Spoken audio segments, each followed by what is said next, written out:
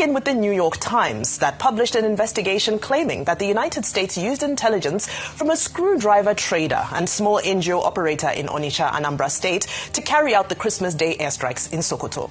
The article, titled "The Screwdriver Salesman Behind Trump's Strikes in Nigeria," details how Emeka Umeagbalasi says he has documented 125,000 Christian deaths in Nigeria since 2009, but he also told the New York Times, allegedly, that he often does not verify his data.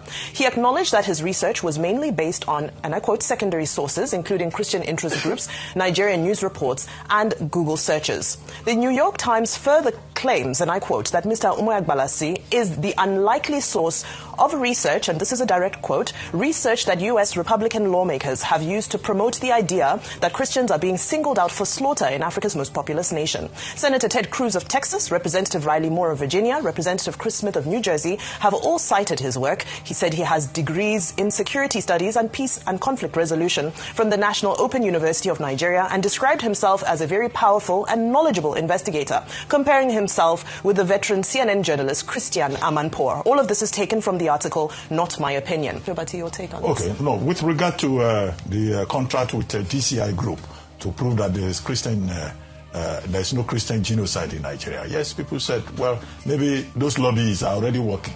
That's why you are seeing this kind of story in the New York Times. However, I think for Mr. Umeagbalasi, I think that's the name, to claim that, oh, it was what you found on Google and also on social media. You see the damage that their social media will cause, is what the Americans acted upon. I think that in its first place is presumptuous, because the American intelligence system, they don't have only one source. There are multiple sources, and those sources will be evaluated, and then there will be investigation. So to say it's one screwdriver salesman who is now screwing down Nigeria, I think Nigeria should not allow itself to be screwed down in that manner.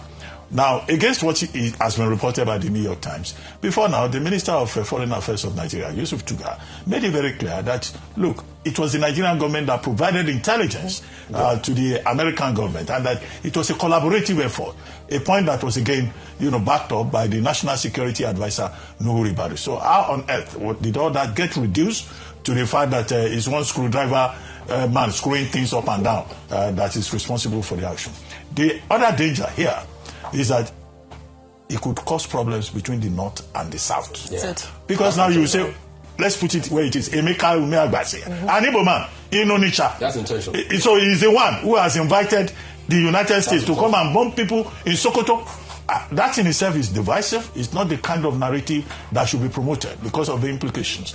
My third point is that the National Security Advisor, the DSS, the DMI, all the various agencies, whichever can move first, should invite that screwdriver man in Onitsha for questioning.